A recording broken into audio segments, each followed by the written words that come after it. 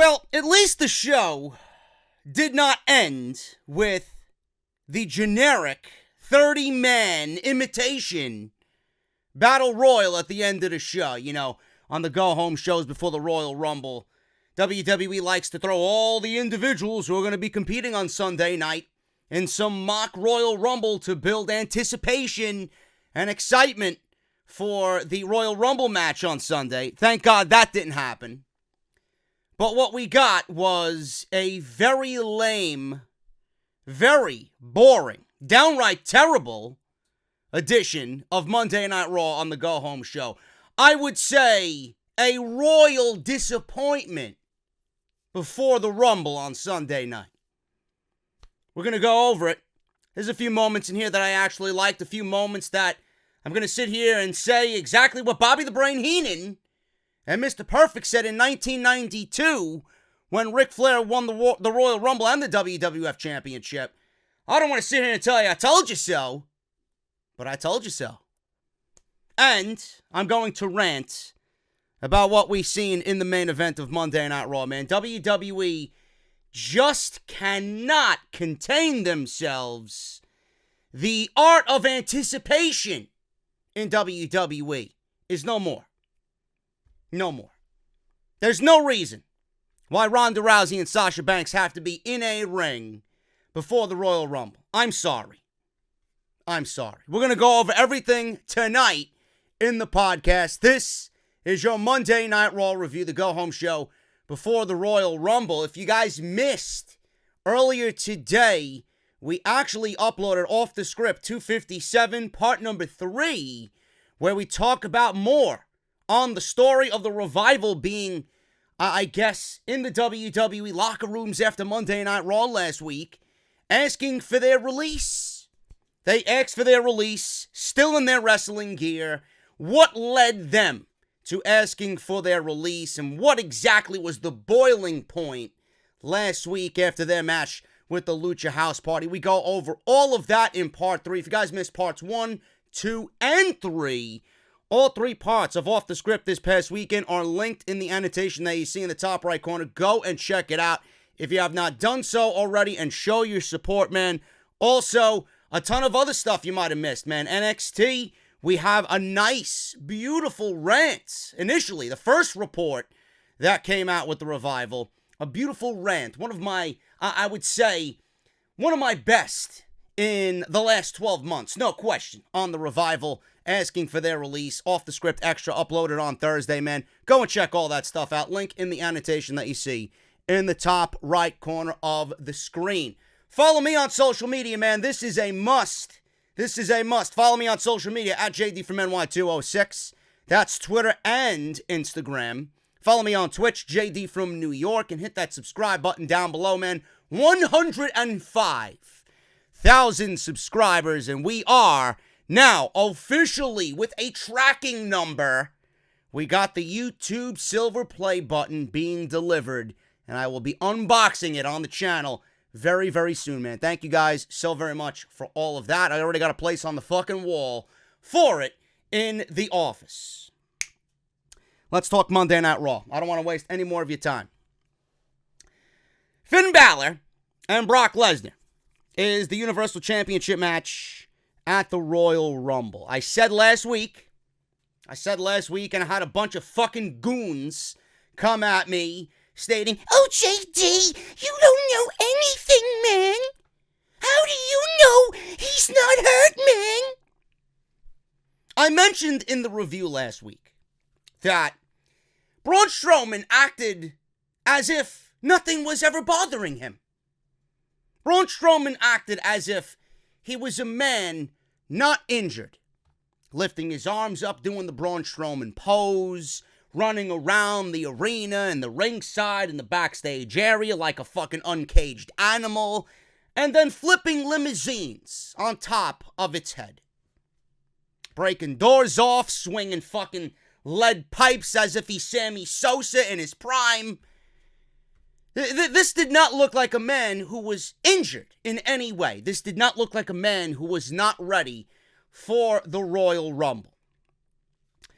Dave Meltzer reported on The Observer Live that the decision to pull Braun Strowman was not last minute, and Finn Balor was always the plan for the Royal Rumble and the Universal Championship. I cry bullshit. I do not believe that at all for a split second. There is absolutely no reason for anybody to believe that report. There's no reason for anybody to believe. I mean, you could just watch the fucking show. If you have two functioning fucking eyeballs, you can watch this show and realize that that was not the plan for the better part of a month on Monday Night Raw. I mean, how could it be? How could it be? Finn Balor was feuding with Dolph Ziggler and Drew McIntyre. There was no talk of a Universal title for Finn Balor. So don't give me this shit that it was always in the cards. Bullshit. The way Finn Balor was being booked was not as a Universal Champion. Now, for all the fucking haters out there who could bend over and fucking shut your fucking mouth, suck my dick, fucking lick my balls, whatever the fuck, shut the fuck up. Okay? I don't want to hear another fucking peep from any single one of you, man. You're a bunch of fucking irrelevant idiots. I'm the fucking one sitting here with the microphone. You're listening to me. It ain't the other way around. You're following me on social media. It ain't the other way around, motherfucker. So, know your role. You're there. I'm here. Now, with the entire situation that happened, I mentioned everything that I just stated, and the reason why this match was changed was because Braun Strowman exposed himself. Braun Strowman exposed himself. Braun Strowman did more damage with that botched promo, whether he forgot his lines, whether he was missing a cue from somebody, whatever the case may be.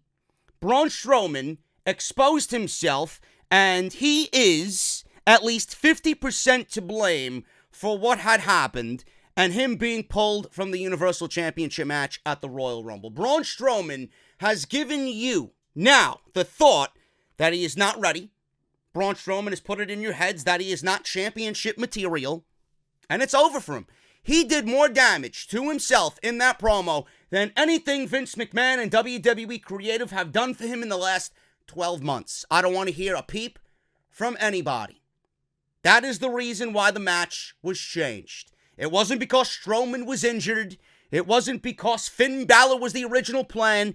It goes back to that promo on that night, on that Raw, and someone in the back somehow developed a fucking brain at the right time and said, Vince, I don't think this is going to work. I think we need to come up with somebody else for Brock Lesnar. And there you got it. Finn Balor was the guy. Can't be Drew McIntyre. He's in the Rumble. He already stated that he's in the Rumble. Can't be Seth Rollins. Seth Rollins was feuding with Dean Ambrose for the Intercontinental Championship, and he proclaimed he's going to win the Royal Rumble. Outside of that, who else is there? Nobody. I would have taken John Cena versus Brock Lesnar at the Royal Rumble just to get Brock Lesnar through the Royal Rumble and on to WrestleMania, but WWE has opted to go with Finn Balor. Now, being that that decision has been made, the next line of questioning, which we'll talk about on Off the Script Friday when we do the Royal Rumble preview and predictions. Does Finn Balor come out as the Demon? Do we see the Demon versus the Beast? It's got a good catch line to it. It's got a good catch line to it, man. People were automatically intrigued by this match. It's got the proverbial David versus Goliath feel to it, right? Now, I stated on Off the Script that I am more interested in this match than any match with Braun Strowman, just because I think Brock Lesnar works better with smaller guys. I mean, history is a great, I guess, cheat sheet if you want to go back and look at Brock Lesnar's matches with guys the size of Finn Balor. There's no question in my mind Finn Balor's going to bring Brock Lesnar to a good match, and Brock is going to fucking make him look like $1,000,000. He did the same thing with Styles. He did the same thing with Bryan. He did the same thing with CM Punk, which was probably the best match at SummerSlam in that very year they went one-on-one. Now, the Demon versus the Beast. Yes, it's got a good, I guess, hashtag or spotlight, or it's got a good, feel to it. But there was reports today that Finn Balor is not going to be the Demon at Royal Rumble. Now, my initial thought was, well, is WWE fucking up already? How is anybody going to believe Finn Balor the human or Finn Balor the man against Brock Lesnar? I don't think that's even possible. Especially now, being that the match has been just sewn together in the last 2 weeks. But the more I think about it, the more I am not going to get angry that we don't see the Demon. Yes, you guys might see the Demon. But what I envision happening at the Royal Rumble is Brock really putting over Finn Balor, and there are reports that Brock wanted to work with Finn. Brock really putting over Finn looking like $1 million coming out of the Royal Rumble, and then Finn going on to have a huge, big, just career WrestleMania match. Finn has never really been in anything at WrestleMania that really has stood out. And I think this year it changes. Now, the reason why I don't think they do the Demon at the Royal Rumble is because they're saving it for WrestleMania. And I was on the phone with a good friend of mine earlier in the day, and I proposed this idea to him over the weekend. And I've made it, a thing where I mentioned it in passing here and there on the podcast, or it's on this review. But I honestly think they hold off with the Demon gimmick till WrestleMania when they do the Demon versus the Dead Man. Or the Demon versus the Phenom. That's when it really is going to come into play, and it's going to get a grand WrestleMania entrance. It's going to have this big, huge, big fight feel to it. So Finn's going to look like $1 million, lose, but still get a huge WrestleMania match out of it with The Undertaker. And I would not be surprised if Lesnar wants to work with Finn Balor, who is also good friends with The Undertaker. I would not be surprised if The Undertaker wants to work with Finn Balor as well. So the circle of life goes round and round. That's the way I envision it. Let me know what you guys think about that. So that's out of the way. We're not going to see the Demon King. We didn't see any teases of the Demon King on Monday Night Raw in the opening to this show tonight. Now, I did take notes on this because a lot happened on the open to this show. It was probably the best part of the entire show. Now, a lot happened in the beginning of Raw. They built nicely to the Royal Rumble with the Universal title match between Balor and Brock Lesnar. Paul Heyman came out, cut probably one of the best promos that I think he's cut in recent memory, citing that Finn Balor believes, and the fans believe, in this miracle. Balor is really giving the fans hope in this miracle. And the miracle is, with everybody, that Finn is actually going to do it and beat the Beast at the Royal Rumble. But Heyman stated that instead of a miracle, it's going to be a situation where Balor will become a martyr for the fans. Instead of a miracle, Balor will be the martyr. Now, Vince comes out, does his walk, pretty much played the instigator role in this entire segment, claiming that Heyman was almost channeling an old school promoter in selling this David versus Goliath type matchup at the Royal Rumble. Now, being that they mentioned David versus Goliath, or Vince did mention David versus Goliath, Vince told a rework of the story of David versus Goliath, where in his story, Goliath destroyed David, not the other way around. So Braun Strowman comes out. We have not seen Finn Balor at all, and Finn Balor is in the title match up until this point. Braun Strowman comes out and pretty much killed this entire segment for me. I don't know what it is with Braun Strowman. He has fallen out of my good graces. He is absolutely cringe to look at. And let me know if you guys are on the same page as me, man. Every time Braun Strowman lifts a microphone to his mouth, he kills the segment, and I cringe so badly that I want to turn away in embarrassment. I truly mean that. He lifted the microphone to his mouth tonight, and I was genuinely afraid of what was going to fly out of this guy's mouth and how good it was going to sound.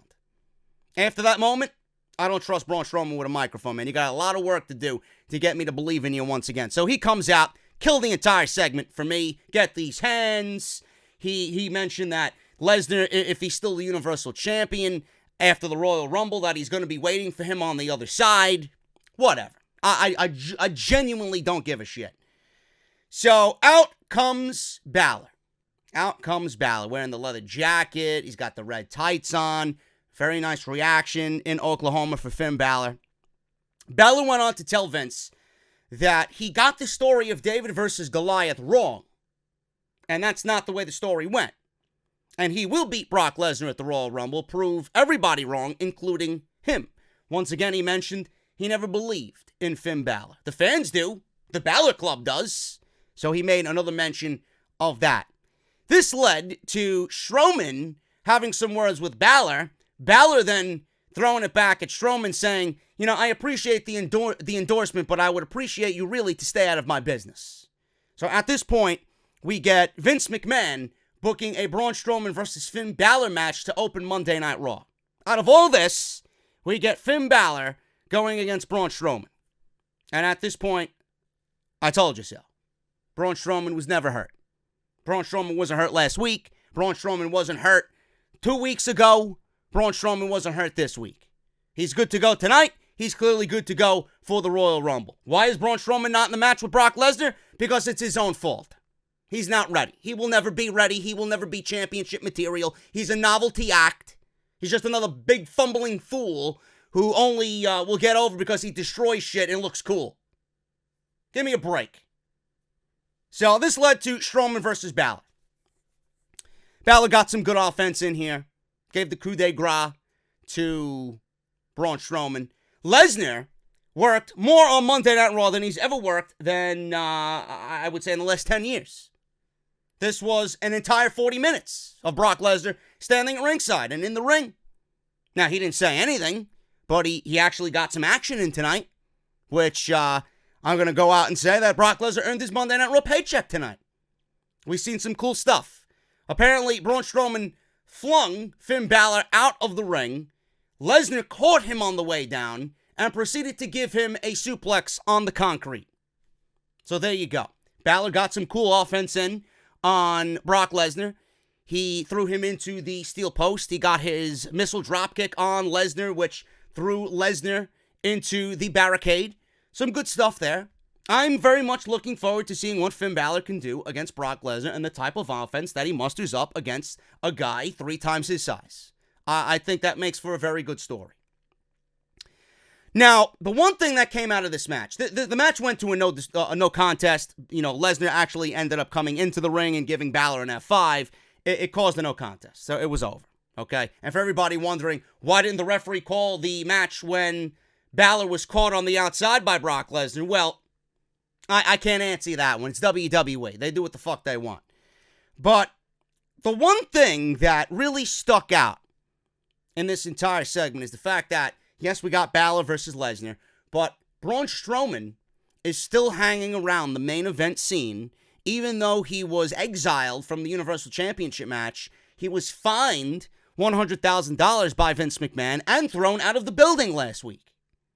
It makes me wonder what they got planned for Braun Strowman after last week and them pulling him from the Universal Championship match. I don't know. All I can tell you, and I pray to God this doesn't happen, is that Braun Strowman wins the Royal Rumble.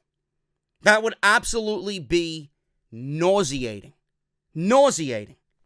Now, having Strowman hanging around at this point, after they did everything to get him out of there, is a mistake. It's a mistake. I don't give a shit if you're one of these Braun Strowman super fans that just mysteriously come out of nowhere. I don't give a shit if you're a Braun Strowman elitist or a Braun Strowman advocate. The guy is garbage. He feels and looks so lost on his own. It's embarrassing to watch. How could anyone look at this guy and look at world champion? I can't. Now, I don't know anyone doing what I do who is interested in a Braun Strowman World Championship title reign. Nobody. I guarantee you if I take 10 members of the YWC and poll them, I guarantee you all 10 of them would say, nah, I don't want to see Braun Strowman as the Universal Champion. Maybe back in 2017 at No Mercy, maybe he should have beat Brock Lesnar then, but now, I don't see him as a world champion. Now, it's easy to get the casuals riled up. It's easy to get the casuals riled up with a "get these hands" chant. But the dude pretty much exposed himself and did more damage to himself than any creative blunder WWE's made with him over the last 12 months. And there's been plenty rinse and repeat, destroying this, destroying that, rah, rah, rah, turning him heel just to appease the Roman agenda, giving him the money in the bank, and then having him blow the cash in. There's plenty to look back on. Plenty to look back on. He exposed himself more, and it was more damaging than anything that happened to him in 2018. Now, what I hope, with what I just mentioned, I hope this does not lead to Braun Strowman winning the Royal Rumble. That would be absolutely catastrophic for WrestleMania and the Raw Universal Championship title scene. I don't think it will end up that way, but knowing the WWE, anything is possible here. Seems like WWE is doing the same thing with Strowman as they did with Roman. They just can't. For some odd reason, some bizarre reason, they just can't pull the trigger. And they ease back a little bit, and then they come up and try and build him up again, and then they find another reason to put the championship on him, or another prime position to put the championship on him, and then they reel him back in. The more times you do that, the more people are going to realize, well, this guy's not the guy. This guy's just a big fucking loser. They're doing the same thing, the same formula that they did with Roman, they're doing with Braun. But what WWE needs to do now, instead of giving Roman Lesnar and everybody thinking he's going to win and then he ends up losing, and we got to go through a fucking miserable just title picture with Strowman chasing and chasing and chasing after all the losses that he's accumulated already. WWE needs to cut their losses now before it gets even more ridiculous, before it's too late. I don't think WWE right now is in a position to give Braun Strowman the title and have it, A, be something that fans want, and I can't honestly sit here and tell you that Monday Night Raw would be better off. I can't. Monday Night Raw would actually be worse than where it is right now, and that's saying a lot, if Braun Strowman was the Universal Champion. Now, knowing WWE, anything is possible. It seems like I said, that with what they're doing with Strowman, they're doing the same thing as with what they did with Roman. Both were never ready for the position. They were never groomed for it. You know, WWE just continues to try. Give up while you're ahead. Please give up while you're ahead. Now, if Strowman is not in the title picture, what does he do at WrestleMania? This is another thing. If Strowman is not in the Royal Rumble, if he doesn't win the Royal Rumble and get a Universal Championship match against Brock Lesnar, right, after being pulled from the Universal Championship match at the Rumble undercard, what does Strowman do at Mania if he's not in the title picture? I have no idea. Quite frankly, I couldn't give a single fuck. Now, they could build up tension that we seen with Vince last week, and that could materialize into something. Vince could propel that onto Triple H, and we all know Triple H needs his obligatory WrestleMania match. Vince could turn this onto Triple H, who is on Raw as well, because the McMahons are leading the Monday Night Raw charge as well as SmackDown Live. And that could lead Triple H and Strowman to a match at Mania in which Strowman gets his title shot by going through the Authority. So he would ultimately have to beat Triple H at WrestleMania to get his title shot. Please God, no. Strike me dead with a bolt of lightning. Nobody would want to see that. They could do Strowman versus Batista if Triple H is not ready to go for WrestleMania. Batista could come in as a hired gun for Vince and Triple H, but knowing Batista, he probably wouldn't go for this, as he has mentioned several times that he wants Triple H at WrestleMania in his retirement match, and that is it. Lastly, what they could do here is, being that Strowman has been feuding with Baron Corbin, which Braun Strowman mentioned on Monday Night Raw again tonight, they could do Baron Corbin getting squashed at Mania like they have planned from the beginning, now that Strowman is healthy. But what do all three of these options have in common? Uninteresting, and they all sound completely horrendous. So, with Strowman being pulled from the Universal Championship match, I am afraid, being that he's healthy now, I'm afraid that WWE might entertain the idea of him winning the Royal Rumble, and we all know that Seth Rollins winning the Royal Rumble is probably the way to go. Rollins versus the Beast Slayer, conquers Lesnar at WrestleMania.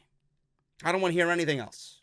I don't want to hear anything else. I don't think WWE is going to get funny with some SmackDown Live superstar challenging Brock Lesnar.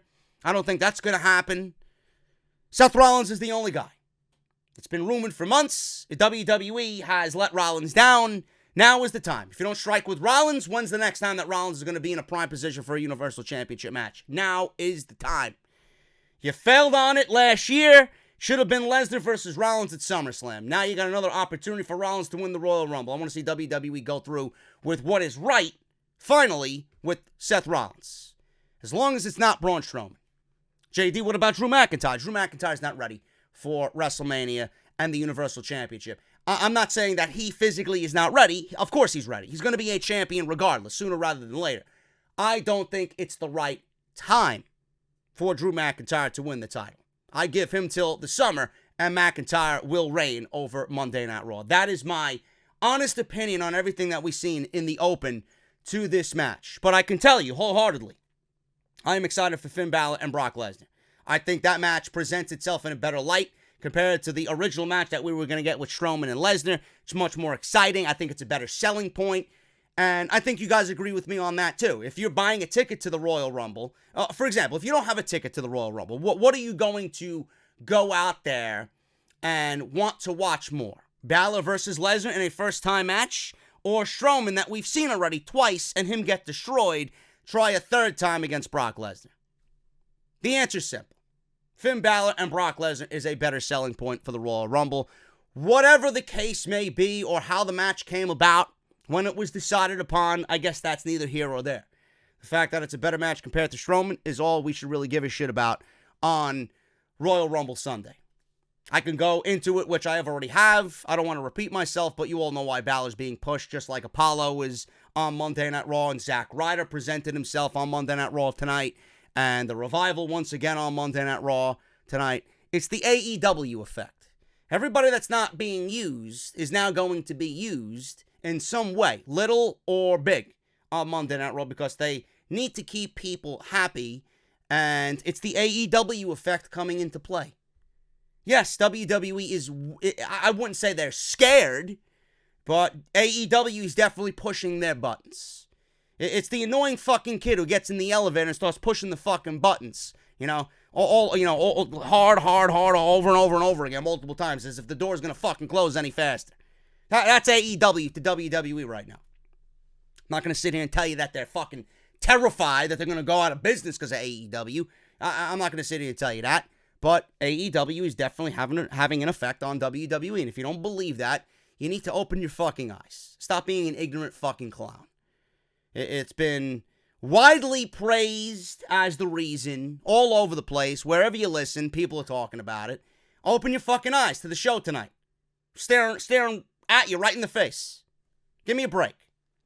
Strowman versus Balor, like I said, the match really ended in a no contest here. Or Balor won by DQ, rather. Balor got an F5 for his troubles here by Lesnar.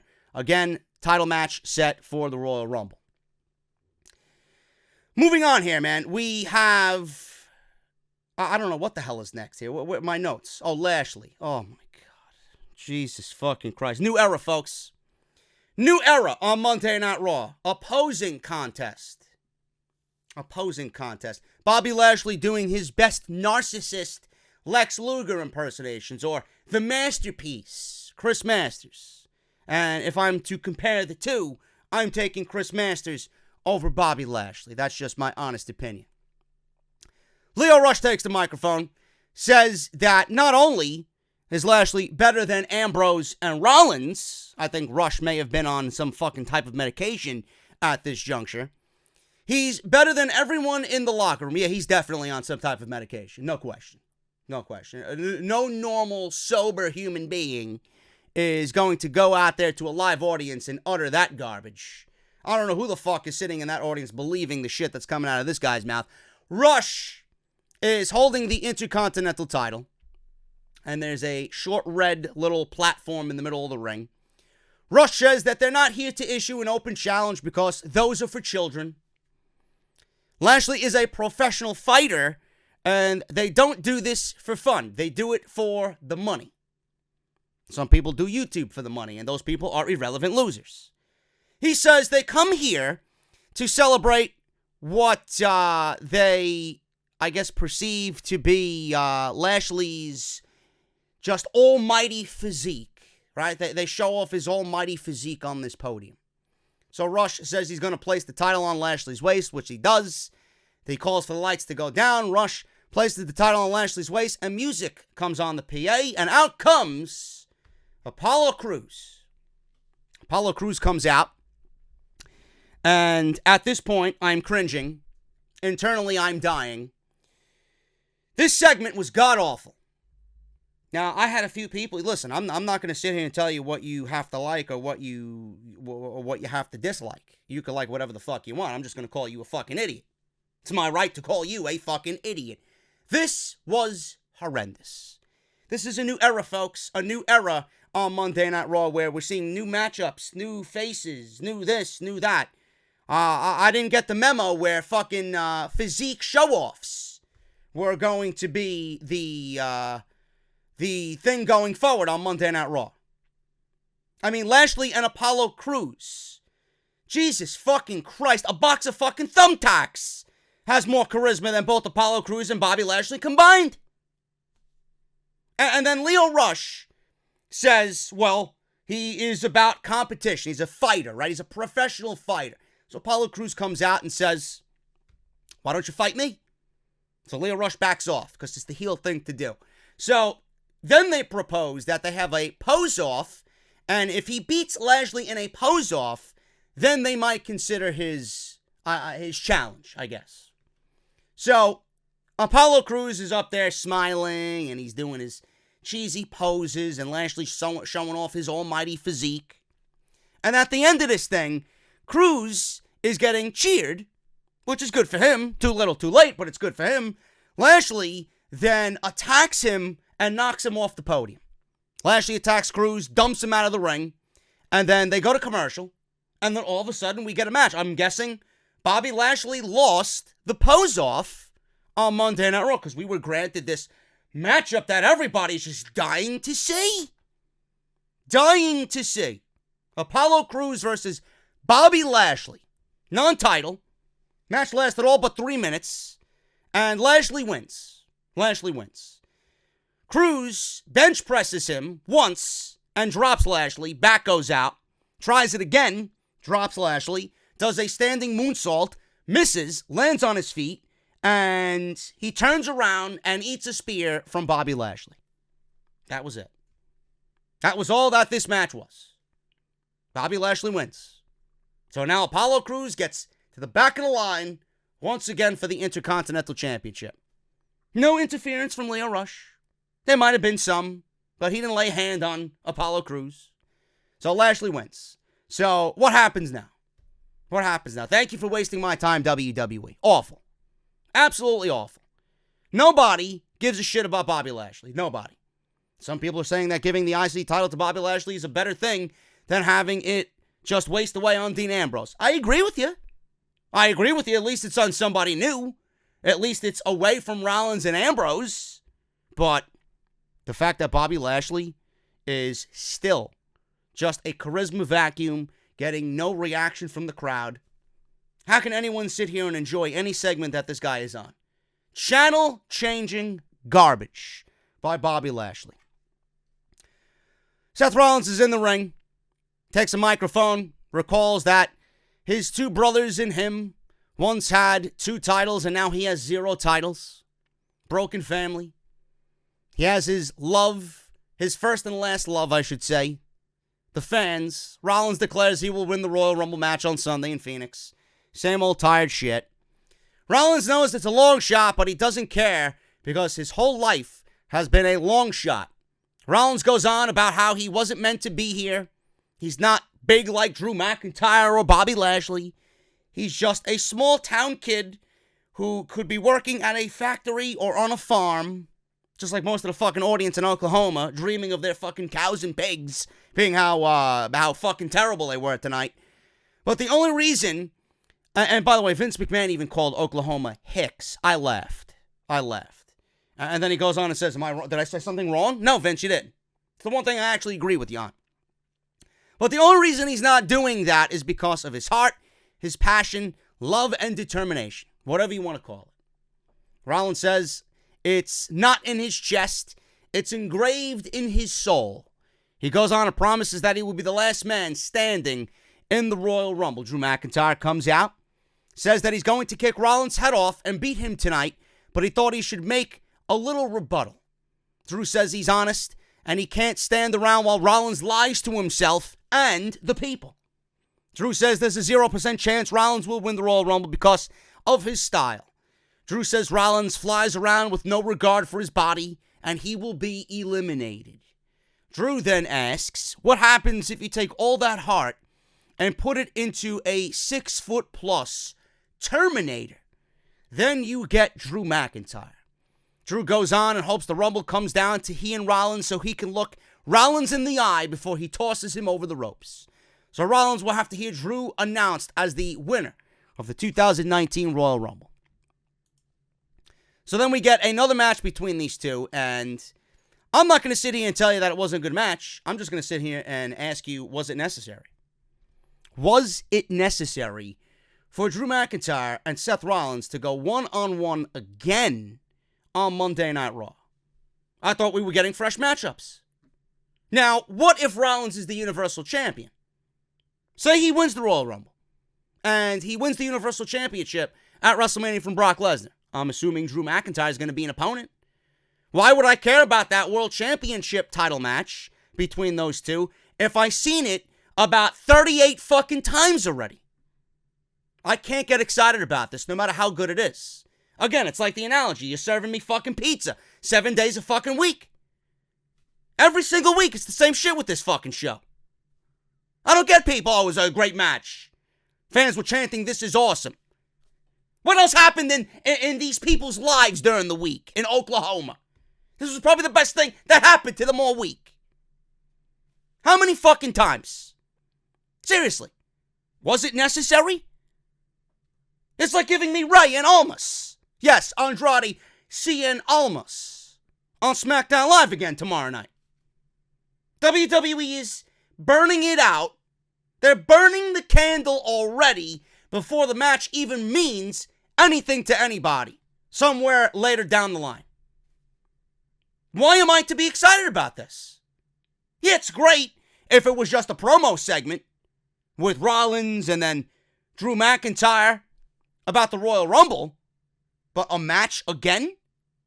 Give me a break.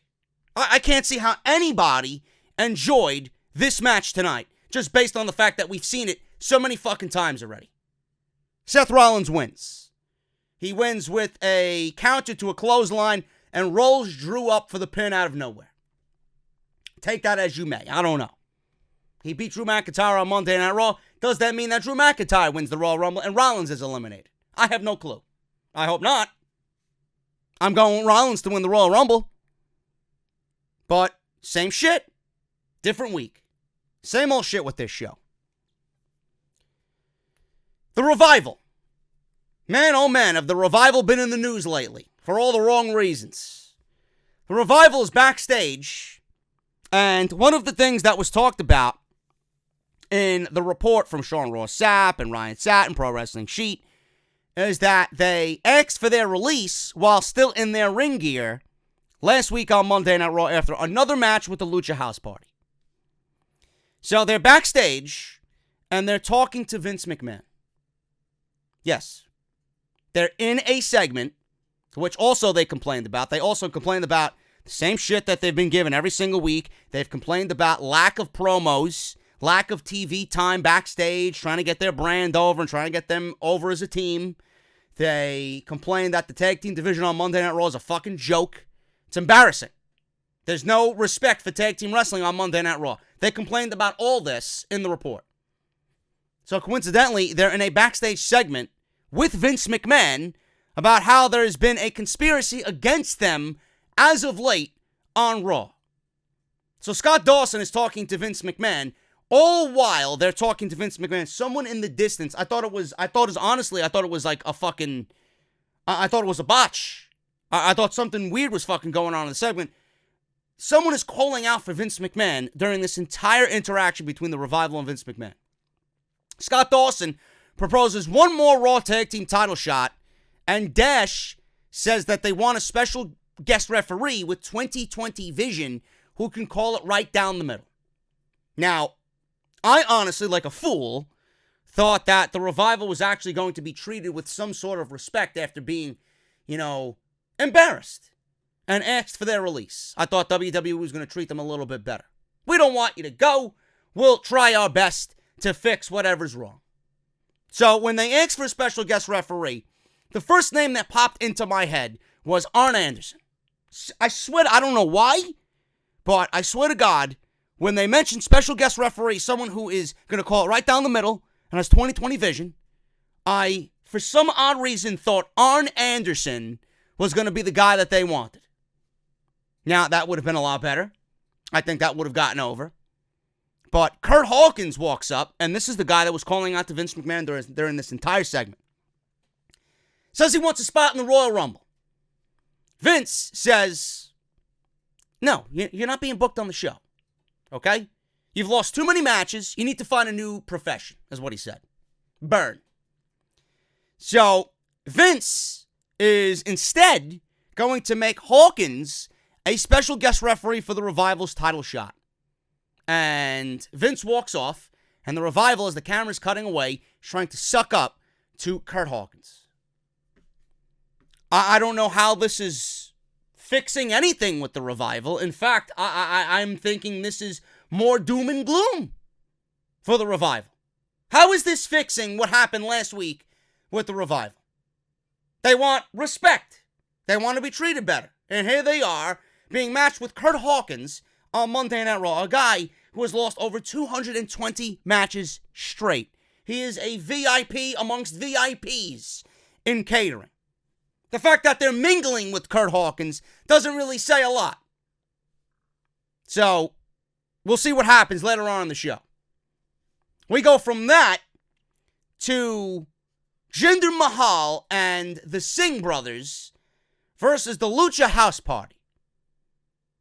Now, after the first 40 minutes of this show, you can see how that this show just derailed and fucking just flew off the tracks. Complete garbage. Mass casualties.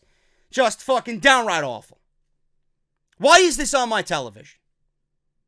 Who is the producer, or who is the brilliant mind that came up with this fucking thrilling matchup?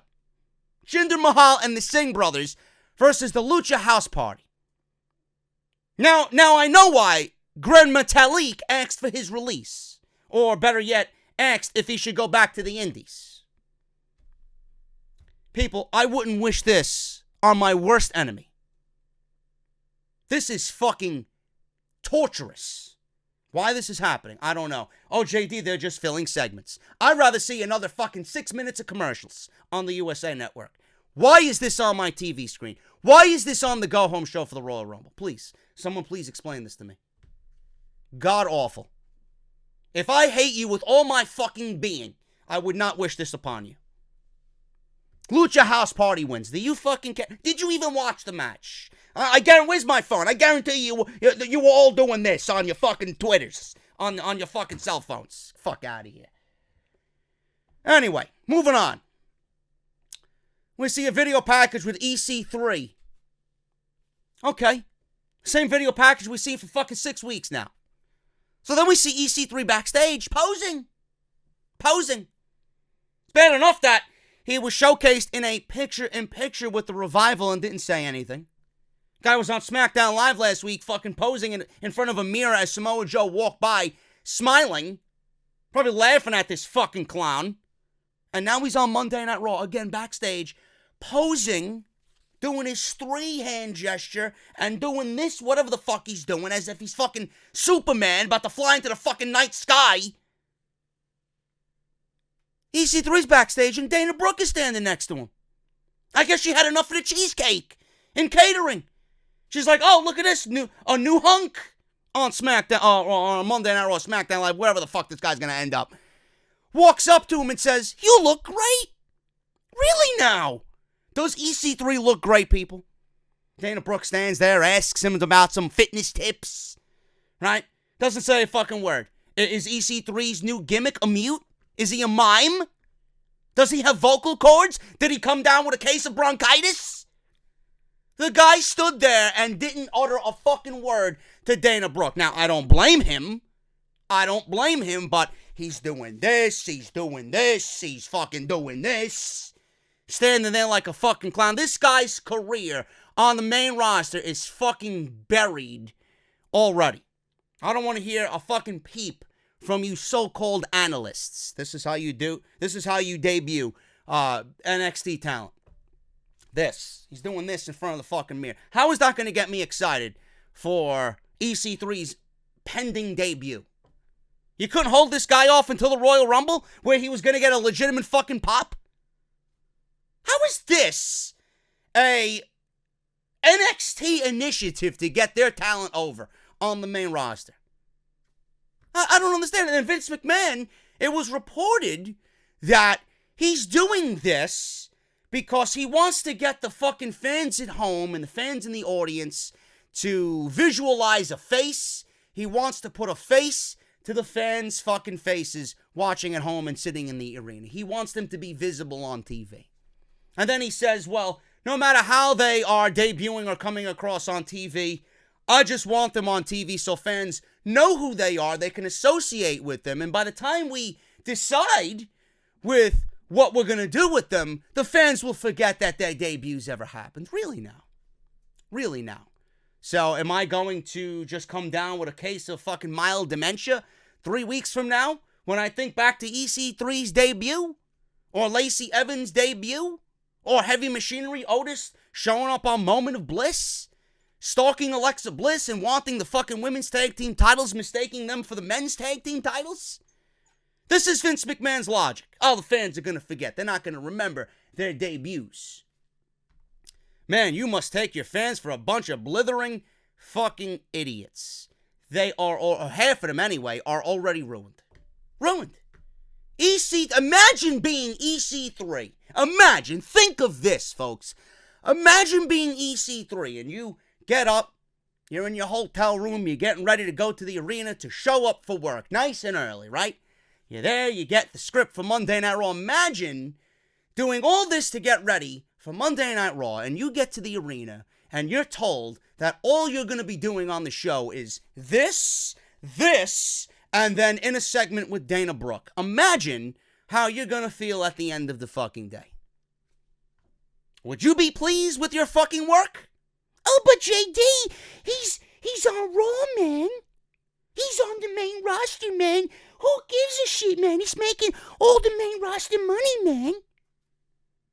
I would absolutely be fucking crushed. Yeah, man, you're going to be working with Dana Brooke and you're going to be doing this in the mirror. Dead. Absolutely fuck. You think I give a fuck about EC3 in the Royal Rumble now? This guy's going to come out at number 3 and I guarantee you don't even last 3 fucking minutes. Fuck out of here, man. What a waste. What a fucking waste. Unreal. And Velveteen Dream, of all fucking people, is lobbying for a main roster call-up for a match with John Cena. Be careful what you wish for, my friend. I would not dream of that scenario if I was you. Look at what they're doing to everybody else. EC3 was in the ladder match with you in New Orleans. Look at what's going on with him. Imagine what they do with Velveteen Dream on the fucking main roster. 23 years old, he's already wanting to fucking end his career. Man, if I had an ear for Patrick Clark, man, I'd tell him, bro, listen, don't take your services anywhere else. Keep your services in NXT. You don't need to take your services to Vince McMahon. They're not going to appreciate you over there. Please. Fuck out of here, man. Anyway, we move on from that to Elias. Here's another thing that I fucking complained about on social media. Jesus Christ. For all you Elias fucking supporters out there, I was one of them.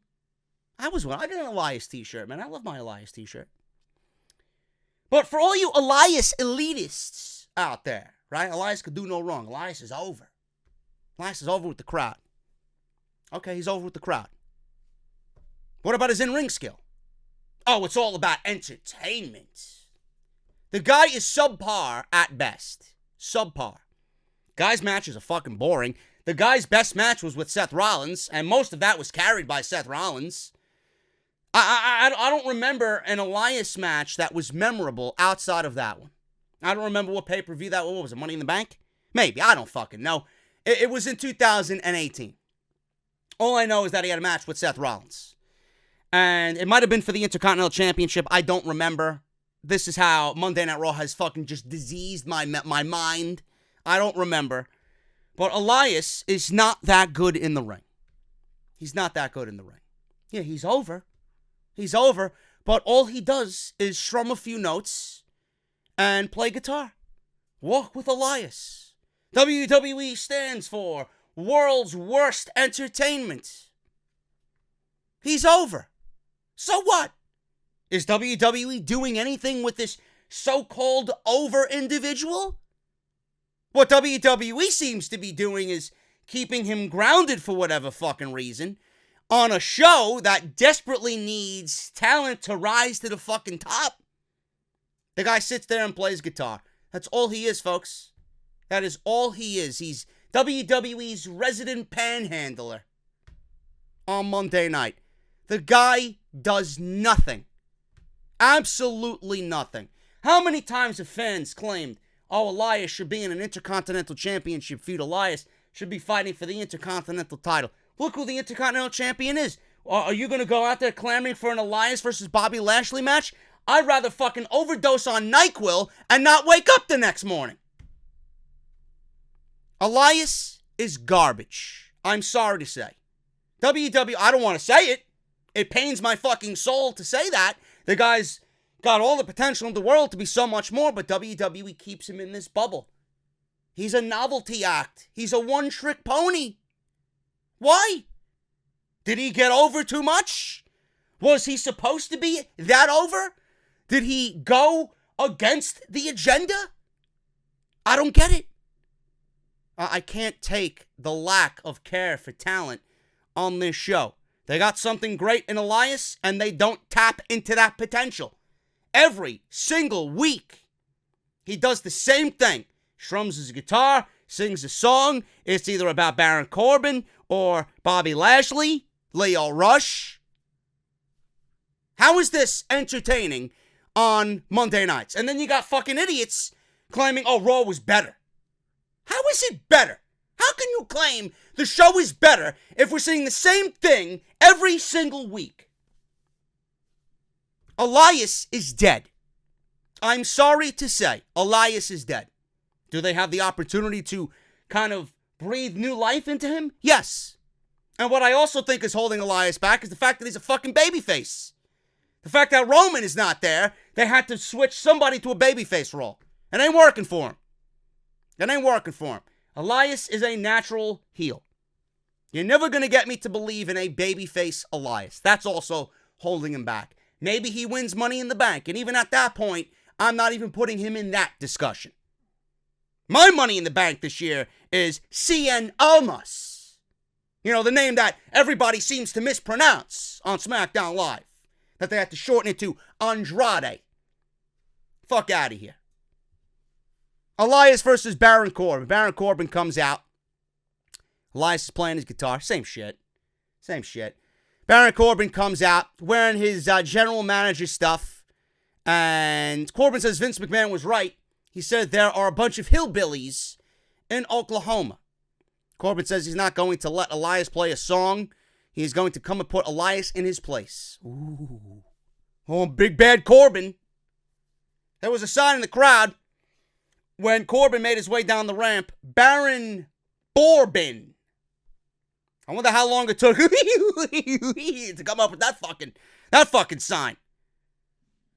Anyway, Baron Corbin's in his general manager fucking suit that he bought from Men's Warehouse for $99.99 on sale, 80% off.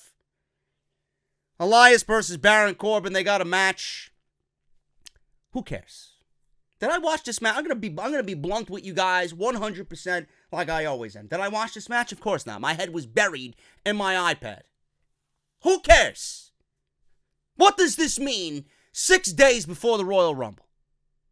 And then, on top of everything that I just mentioned about Elias, Baron Corbin wins with the end of days. It's quite fitting that he finished him off with the end of days. It's Elias's end of days on Monday Night Raw. Dead. Completely dead. The character's fucking dead. Move on. Cut your losses. Alexa Bliss. We got another moment of bliss. A moment of garbage. A moment of cringe. Guess all the Alexa super fans out there, right? The Alexa fucking trolls on social media were circle jerking themselves into a fucking oblivion tonight.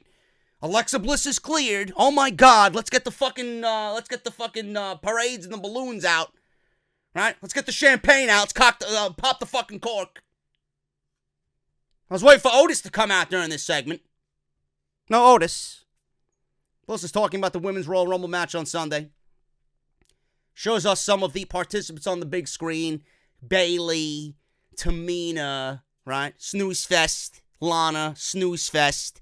Sonya Deville, Mandy Rose, Dana Brooke, Snooze Fest. Sarah Logan, Ruby Riott, Liv Morgan, Ember Moon, Peyton Royce, Billie Kay, Garbage. Carmella, Alicia Fox, Natalya, Mickie James, Nia Jax, Nikki Cross, Naomi, Zelina Vega, and Charlotte Flair.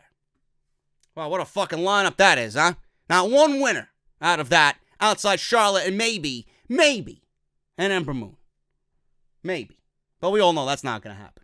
If your name is not Charlotte Flair or Becky Lynch, you have no chance in the Royal Rumble. And we'll talk about what I think is going to happen on Friday. So she calls out her guest tonight, who she said that was once best friends with and enemies with. Bliss says her guest is the favorite to win on Sunday with many people, and out comes Nia Jax. The favorite to win what? The favorite to win the Monopoly scratch-off at McDonald's? What is she the favorite to win? Nia Jax is the favorite to win the Royal Rumble? To who? I'd love to see these betting odds. Favorite to win what? The Super Bowl fucking pool? What is she favorite to win? A buffalo wing eating contest? Fuck out of here, man. Favorite to win. Fuck out of here. Bliss asks Jax who she would face if she won the Royal Rumble this Sunday. The music quickly interrupts and out comes Ember Moon. Ooh, Ember Moon, who we haven't seen a lot of. No reason to believe Ember Moon's going to win the fucking Royal Rumble. Bliss says she didn't invite Moon out here. Moon snatches the mic from Jax and Jax stands in front of her, face to face. Moon says she's tired of sitting in the back, waiting for an invitation that would never come. No, what she really meant to say is she's tired of sitting in the back and Titus is not serving unsweetened iced tea. That's what she wants to know. Titus, I can't take all this sugar. Please, unsweetened iced tea with lemon is how I prefer my iced tea. That's all she wanted. So she's here to declare that she will win the Royal Rumble on Sunday. Sure you are. Sure you are. And I'm getting a date with fucking Lisa Ann on Wednesday night. Sure you are. So then Alicia Fox comes out. Why? I don't know. I cringed. I cried. I hit the floor, praying to God to please get this woman off the roster at this point. Fox snatches the microphone from Moon, and she thinks that people want to hear her speak, but she speaks anyway. Fox says that she's the captain of this division, and she's setting the course for WrestleMania 35. If you're the captain of the division, I'm sorry, honey, you crashed into an iceberg many months ago. And usually the captain goes down with the ship, and hopefully you did. Mickie James is out there. She says that she's stolen the show at WrestleMania before, and she's going to do it again this year. Yeah, sure. Yeah, sure. Sure you are. They're all starting to argue, and Bliss watches all this. They're fighting now, fighting over the microphone. The Riot Squad comes out as Bliss tries to restore order. Tamina, Data, and Cross are also out there. Bliss stands on a chair and yells at everybody that this is her show. Why this show is even happening, I don't know. Bliss says not only are they embarrassing themselves, they're ruining her chance to be a legitimate talk show host. I don't think anybody wants to see Alexa Bliss, period. 1. 2, a legitimate talk show host? Honey, nobody wants to see you talk at all. At all. Just stand there and look pretty. You know, the video with Alexa Bliss being topless, showing her back on YouTube got almost 8 million views. This is what people are watching on YouTube nowadays. A freshly cleaned Alexa Bliss back shot. Unreal. Bliss says that she wants all of them to calm down, especially Nikki Cross. The brawl goes on, spills into the backstage area. Very cringe, awful, terrible. So Bliss is now looking shocked. She says that was unexpected. She says all we can say for this year's Rumble is that everybody's passionate. However, this will be a moment of bliss that we won't forget. Bliss announces that she will return in the Rumble in the 30-woman Royal Rumble match. Who cares? What a fucking lame announcement. Do you have a chance to win the Royal Rumble, honey? I don't think so. You are going nowhere. Your days have passed. Time for Ronda, Becky, and Charlotte to bring legitimacy to the women's division, which you never did. I'm sorry. Out comes Lacey Evans. Lacey Evans, the lady of NXT. Lacey calls the other women classless little girls. Says that she will be the winner of the Rumble, not some sawed-off girly runt, which was a shot at Alexa Bliss, and the fans oohed and ahed. She says that she will be the winner, and she will be a classy, sophisticated lady who will win the Royal Rumble. This moment of bliss was terrible. Absolutely terrible. Why it's even on the fucking program, I don't know. Some go-home show you got there Monday Night Raw. Yeah, I'm going right to bed. Never mind going fucking home to the Royal Rumble. Heavy Machinery. Heavy Machinery is debuting on Monday Night Raw. They went 2-on-2 against the Ascension. Heavy Machinery wins. Otis does the worm or the caterpillar, whatever the fuck you want to call it. Tags in Tucker. Their double team trash compactor on Victor for the win. Heavy Machinery look good, man. Heavy Machinery look good. These crowds nowadays are fucking god-awful. I cringe every time NXT talent comes up, and I lose faith very quickly when I see NXT talent that I loved at Full Sail come to the main roster with crowds like this. Now, I'm hoping that Heavy Machinery has a good go on the main roster. I think Otis and his charisma is going to be something that resonates with the fans, and they're going to catch on sooner rather than later. I can only hope. Because people pop for the worm. Mildly in Oklahoma, but, given what these people are around every day, cows and pigs and cheese and sheep and goat and chickens and laying eggs, watching a fucking 350-pound guy do a fucking worm in the middle of the ring, dropping an elbow drop, is not their brand of entertainment. So I'm hoping Heavy Machinery on a good evening can show people what they're really made of. And, they had a good showing tonight in the ring. Very pleased with Heavy Machinery. We'll see how they do. But tag teams on Monday Night Raw, they quickly die 1,000 deaths on Monday night. So I don't have any faith in this fucking this team, this roster, this division. You guys know the deal with that. The Revival. Good old Revival. My buddy Scott Dawson and Dash Wilder. They went against Chad Gable and Bobby Roode, special guest referee Curt Hawkins. I don't know, folks. I really don't know. I don't know who is. I honestly think, this may be far-fetched. I honestly think the Revival is being set up to fail. I truly do. I honestly think that everything the Revival are, and have done are being sabotaged. Now, I don't know why I say that, but one thing really stood out at me in this match. Chad Gable and Bobby Roode. And the Revival with the Tag Team Championships. Now, all I hear, or all I see from Sasha Banks is tag team wrestling, right? You gotta watch Gable and Roode versus the Revival at these house shows. Best match of the fucking night. I'm like, really? I haven't seen anything like that. I haven't seen anything close to what you're describing on Monday Night Raw. Where are these great matches? Where's the Revival that I loved in NXT? Where? I don't know. But one thing stood out to me during this entire thing, and it's the fact that the Revival cheated at every twist and turn. And I don't mean in a dastardly, sneaky-like heel way. They blatantly cheated, and they did it on more than one occasion. Once, twice, 3 times, 4 times. And it was blatant right in front of the referee. Almost in a downright desperate mode. This is not the Revival that I remember in NXT. The Revival never had to resort to cheating like that. They always bent the rules. They always bent the rules to a point where it made them look smart in the end. We always questioned how wily they were against their opponents. How sneaky they were. Using tag team tactics to distract the referee.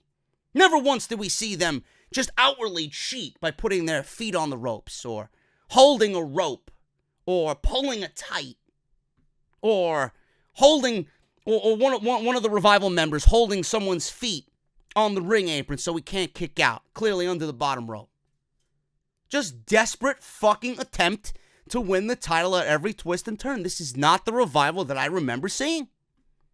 This is not the Revival that was booked in NXT. Embarrassing. They end up losing. Gable gets the pin on, I don't know who it was. The Revival tries for another cheap assist from the apron. Hawkins stopped them. It looked like it was all over the place. Gable gets the pin. It might have been on Dawson. I don't remember. After the match, the Revival argues with Hawkins, and Rude and Gable celebrate. They beat up Hawkins in the middle of the ring. Out comes Zack Ryder. Out comes Zack Ryder. This is the second time tonight in which I'm going to say, I told you so. Go back and watch my rant on Wednesday or Thursday, that Revival rant, when they asked for their release, when I ranted on the entire tag team division and what you could do to put people who you aren't using in prominent roles. What was one of the things that I said? Zack Ryder and Curt Hawkins, get them together. You ain't doing shit. And I do believe I said Hawkins hasn't won a fucking match. Why don't you make a storyline out of it where Hawkins and Ryder are together again, and Ryder helps Hawkins get a fucking win for himself after all these many, many, many losses. Go back and watch it. Clear as day, I stated that in my rant video on the Revival. And I know I'll have some fucking people, WWE doesn't watch you, you're on your high horse, right? Give me a fucking break. How many other people in this fucking community have uttered the sentiments that I have about the tag team division? Not anybody that I know. Everybody knows that the tag team division is fucking terrible, but nobody's really given you a reason that they actually care. Nobody's really gone out of their way to book what you would do to fix the tag team division. I have. I've done it in succession for months, dating back to 2016. And out of nowhere, coincidentally, we see Zack Ryder and Curt Hawkins. Zack Ryder on Monday Night Raw. Why? The AEW effect. Zack Ryder's on Monday Night Raw again because of the AEW effect. And now, all of a sudden, the Revival complain about tag team wrestling. There's no tag teams on Monday Night Raw. And out of the blue, we get Zack Ryder and Curt Hawkins together on Monday Night Raw in what could be a formation of a tag team once again between the two. Really? Really? I want to see people put me down after I stated that on Wednesday of last week. Go ahead. It's not by coincidence that you've seen it. Maybe they didn't listen to me, maybe they did. But I've been saying it, and I'm glad that I said it, and we seen it, and you can cite where I said it, dating back to 2016. Get these fucking guys back together. Do something to use the talent that is in the back doing nothing and get them in roles. Ryder and Hawkins. Apollo and Shelton Benjamin. Bo Dallas, get him out of the fucking B team and put him with Bray. Put him in the Wyatt family. Do something. Do something with these guys. Please. It's the first sign of that. So Ryder makes the save. Now it looks like we're in a Ryder-Hawkins revival. Possible story now. Revival's not going to get the championships. I guess they're going to continue to be disrespected. Maybe they get jobbed out until the remainder of their fucking contract. I don't know. But they certainly asked for their release. Everybody thought they were going to be booked a little bit better. Clearly they were not. They were embarrassed again tonight on Monday Night Raw. Sasha Banks and Bayley versus Ronda Rousey and Natalya. Dasha Bot Android 7.0 in the back approaches Ronda Rousey for some comments. And Rousey is focused on tonight's match. Really. Focused on tonight's match. So much so that she botched her promo. She botched what she wanted to say on promo. You know, Ronda Rousey and Sasha Banks has been a match that a lot of people have wanted to see ever since Ronda Rousey hit the main roster. In this feud, Ronda Rousey has definitely looked humanized. Ronda Rousey's been soft. Ronda Rousey's been nothing but pandering to Sasha. Oh, I respect you. Oh, I love what you've done. Oh, you're a revolutionary. Please don't be mad at me. While Sasha is bringing out her NXT version of The Boss. Now, I've stated it many, many times that Sasha works better as a heel. Sasha works better as a heel. There's something about Sasha Banks when she's in that boss character that just resonates with me more than the Sasha Banks that we've been fucking forced to see in the most nauseating way in the last 2 years on Monday Night Raw. There's something about that character that she just owns, and it just becomes alive, and it becomes something that I genuinely am interested in. And you can tell that Sasha Banks loves doing that more than being, oh, Bayley, hug me. Oh, I love the women's division. Oh, I'm crying because we got all this opportunity. Bitch. That's what Sasha does best. Sasha is a bitch. That's the Sasha I want to see. And Ronda Rousey's over here. Oh, please don't be mad at me. How is this the Ronda Rousey that I'm supposed to get excited about going into WrestleMania? I don't want to see this shit. Ronda went from breaking Nia's arm to being a fucking fairy against Sasha Banks. You got to change that quick. I don't give a shit what you got to do at the Royal Rumble. Change it quick. Ronda's got to get back on the fucking I'm the bitch here page. Okay? Now, for all the analysts out there, for all the fucking idiots out there that want to say, oh, JD's nothing but negative. Let me throw a fucking spitball at you. Ronda Rousey and Sasha Banks. Ronda Rousey and Sasha Banks. Ronda Rousey made her debut in April of 2018 at WrestleMania in a match with Kurt Angle, Triple H, and Stephanie McMahon. Okay? Ronda Rousey has literally done everything with everybody on Monday Night Raw except Sasha Banks. WWE, in a day and age in which fresh matchups are really a rarity, here we have one in Sasha Banks and Ronda Rousey. WWE have done a pretty damn good job. I would say really not a good job, but it was, I want to say, purposely, they kept Sasha Banks and Ronda Rousey away from one another up until the Royal Rumble. And now we're getting this Women's Championship match on Monday Night Raw at the Royal Rumble. First time ever happening at the Royal Rumble in 6 days, folks. You mean to tell me WWE kept Sasha Banks away from Ronda Rousey all year up until the Royal Rumble? And with 6 days left, you mean to tell me they couldn't keep these two women out of the ring? You couldn't keep this match fresh. You couldn't keep the anticipation just on everybody's brain going into Sunday. You gotta put them in the ring tonight on Monday Night Raw. I ask why. What is the logical reason behind it? And don't tell me it's to fill a segment on Monday Night Raw. Bullshit. It's a lack of creativity. WWE could have really made this something instead of humanizing Ronda Rousey to a fucking blubbering mess, a fucking sissy, a downright pussy Ronda Rousey has become in this feud, which I'm sure she'll awaken on Sunday night. WWE has no creativity whatsoever. You know, most of you clowns don't watch NXT UK. Going into NXT UK TakeOver Blackpool, Toni Storm and Rhea Ripley, then NXT Women's Champion, UK Women's Champion, right? Rhea Ripley. They had a podium set up UFC style on the go-home show, and Toni Storm and Rhea Ripley conducted a UFC-like format interview to get people hyped for their match at TakeOver.